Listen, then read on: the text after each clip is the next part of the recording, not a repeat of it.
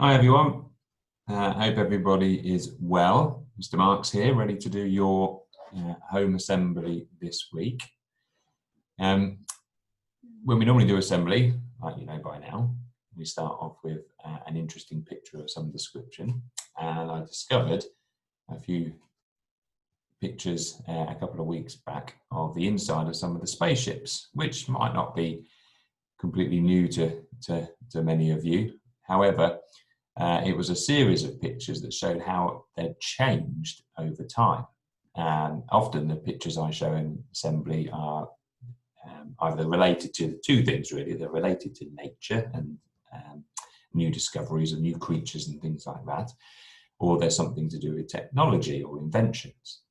And these really, I really enjoyed looking at these pictures because it just showed how far technology had come. So this first one is the Apollo 4 spaceship that was launched in 1967, and this was an unmanned one. They didn't actually send anybody up in this spaceship. It was like a test flight before they sent people to the moon. And this is what it looked like inside, and there's lots and lots of dials and switches. Even the fact that it's black and white makes it look quite a little old. And there's a screen of some description right down at the bottom. And then a good few years later, we had this one. So this is the inside of the 2002 space shuttle. And you can see it's come a long way, hasn't it? Still quite a few switches and buttons, but now we've got a lot more screens showing a lot of information for the astronauts. They've got their joysticks there to help fly the shuttle. And then finally, the third one, this is the one that was launched very recently, and some of you might have watched it happening. You could actually see it cross over the sky when it was launched. And it's the Crew Dragon spaceship. And this one really shows how far technology has come again, because we've got a few buttons by the looks of things, a few little things they can press, but generally speaking, we've just got these three large, I presume, touchscreen monitors, a bit like three big iPads, where they can get all the information they need ready for their trip and as they fly the space shuttle. So amazing how technology has come along, really to do the same thing. Those spaceships are there to launch to go into space, some to plan to go to the moon, or some just to go to an international space station, or just to explore a little bit of space and see what they can learn. But technology's come so far, and it's really represented well in those three pictures. Right, now, last time I did my home assembly, I showcased some of the work you've been doing that you'd shared with us via Twitter, or maybe Tapestry if you're in foundation stage. And again, I've looked back through the last few weeks, and I've grabbed a few photos to share again in my assembly, because again, I've been blown away by some of the things that you've been doing at home whilst home learning, and the creativity that some of you have shown has been amazing. So I can't take every photo and every tweet that's been shared. So sorry if yours doesn't appear on the next few slides, but you can follow, if you've got a Twitter account, you can follow any of the classes we've got in schools. We've got the main school Twitter page, but then we've also got every class as its own, and anybody can follow those. So first of all, here we go. We've got a few pictures here. So we've got lots of crafty things again. Love that sort of Andy Goldsworthy swirly pattern that we've got down in that bottom corner there. Lots of year one children had grown their potatoes from the project that they'd done in year one, and then harvested their what they'd grown, and then weighed the potatoes and let us know how much they'd managed to harvest and enjoyed eating them in lots of cases. We've got a Tudor banquet happening in the top left corner there at home, because that was a topic that we weren't going to get to do this summer, unfortunately. So a family decided to do their own Tudor banquet. Why not? Sounds awesome. Then we've got some children creating the rainbow fish story at the bottom, with this beautiful picture of the rainbow fish. That's one of my favourite stories, that is, where the rainbow fish gives away its special scales to all its friends. So well done. Then we've got some children that have gone out on trips, so down to the pond doing a bit of searching around the ponds, a bit of pond dipping. Then we've got people going to the seaside and seeing what they can discover there. We've got some foundation stage children carrying on with their phonics at home. Great to see. And a bit of part whole, bit of maths work. And then we've got some children that have used some recyclable goods to design and create and build their own submarines. And I love those, they're brilliant. I wonder how well they did if you tested them. And then finally, we've got some more, lots of crafty things again. Beautiful origami creations up in that top left corner. It looks very complex. And then a caterpillar made out of cakes. Amazing. Makes me feel hungry. I love that that design of a car at the bottom. And we've got another foundation stage child designing a story, like a storyboard there. That picture of the caterpillar looks just like Eric Carle's one from the Very Hungry Caterpillar book. Brilliant drawing. Another bug house. I'm sure lots and lots of bugs have, I'm going to move my picture there, have made their homes in that one. And then a great picture of a bee, which included some facts as well. So, well done. Keep it up, boys and girls. I've been really impressed with the home learning that's been happening. And whenever I speak to the teachers, they are always telling me about how happy they are with everything that's been happening at home if you're not currently back in school. So, super stuff. This week, I've been thinking quite a lot about the learning tools. So as you know, we have 5 learning tools in school, 5 things, 5 skills that we think are really important for you to develop whilst at primary school, because they'll help you at primary school, but they'll help you with other things you do now, like hobbies and sports and skills that you're trying to develop at home. And they'll help you when you go to secondary school and then beyond. These are things that all the teachers and the members of staff, that's including myself, have to use at school at different times for whatever reason. So we have resilience, responsibility, perseverance, concentration, and teamwork. And the reason I've been thinking about them quite a lot is because I read a lot of your reports, and they're coming home today, but I've read a lot of your reports recently. So I comment on all the reports from year 1, year 3, and year 5, and I enjoyed reading them all. And time again, your teachers commented on these learning tools and how well you've developed them or displayed them through the year. Or sometimes mentioned there might have been one in particular, one that they think is something for you to concentrate on and focus on improving next year. So it was great to see them being mentioned lots and lots of times. And it got me thinking about where we've seen it recently, where we've seen these 5 things over the past few months. And actually there's been loads of examples of these 5 things. First of all, teamwork.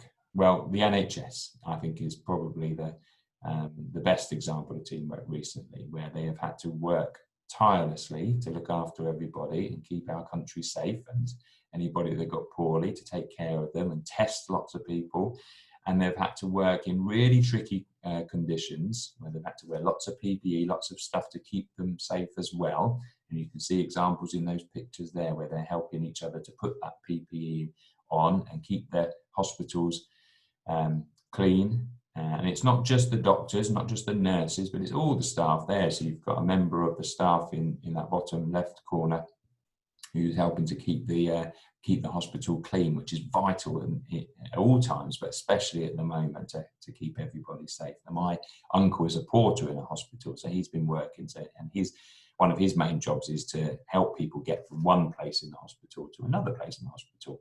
And he's had to wear all the masks, and he's part of that team. He's part of what makes the hospitals work so well. And over the past few months, teamwork for them has been absolutely critical in helping them work well and keep everybody safe.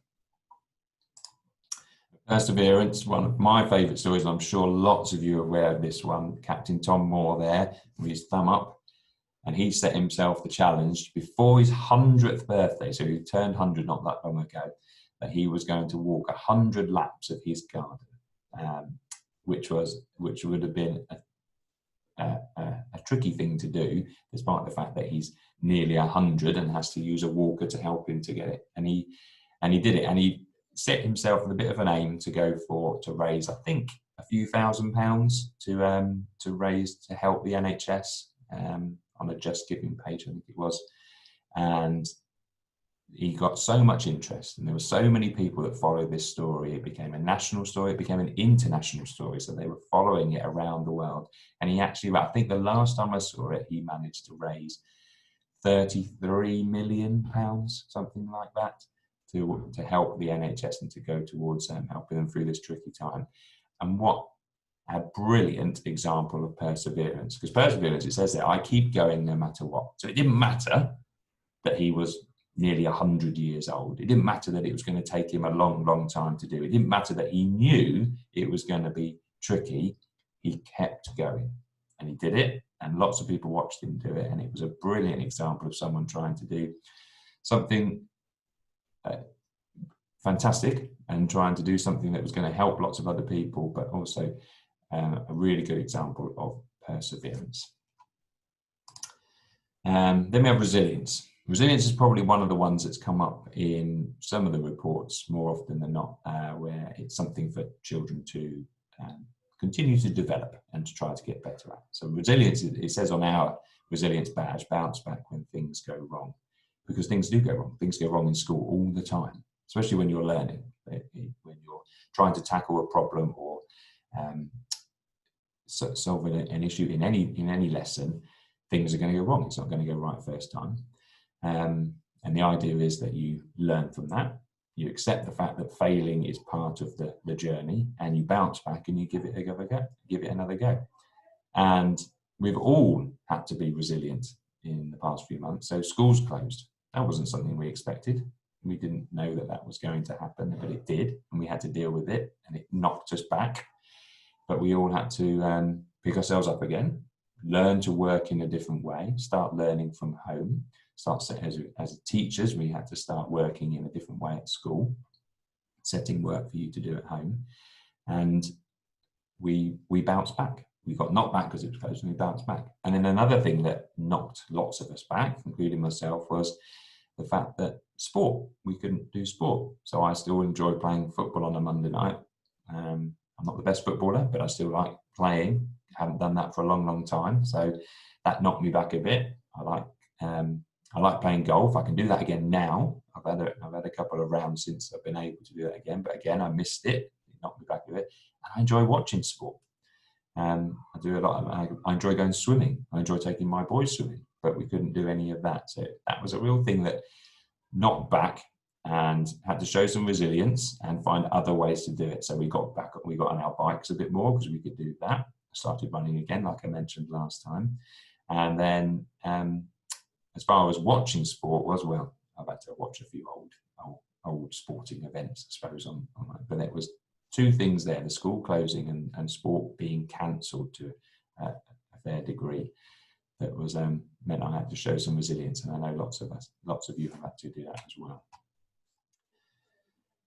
Responsibility. I am in charge of my own learning. Well, you've had to, and you and your families have had to take charge of your own learning. Although we've set it for you, when you come to school, we make sure that happens in school. But for most of you, you've had to do that at home, and it's been home learning. So a brilliant example of you being responsible, and all those photos I showed before of children that have tweeted, all examples of people being responsible. And then we've got some other photos there, because as well as that, we've all had to be responsible for keeping ourselves and others safe. So socially distancing, which we continue to do in school, and I know you should continue to do as much of as possible when at home, like you can see in those pictures, where you don't stand too close to other people, you keep yourself and other people safe as much as you can.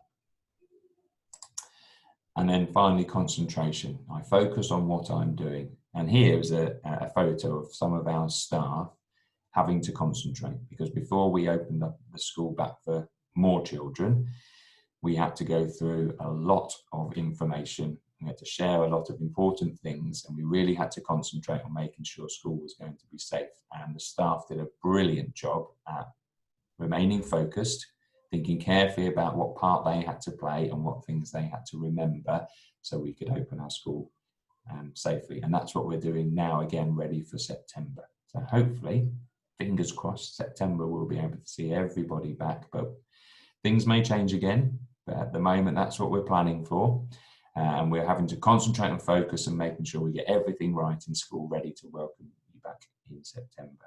I hope you enjoyed finding out what teachers you had this week.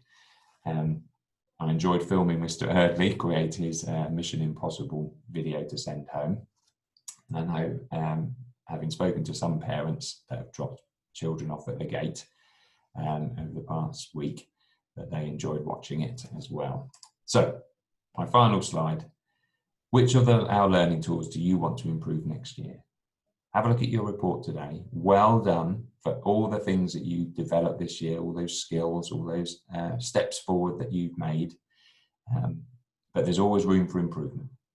There's always one of those, I'm sure at least one of those, that you could possibly get a little bit better at. And I'd like you to think about and have a talk about with your families, which of those do you think would be the key one to try to get better at next year? Maybe, you never know, maybe your next teacher will mention it in your report at the end of the year. So that's all from me this week, boys and girls.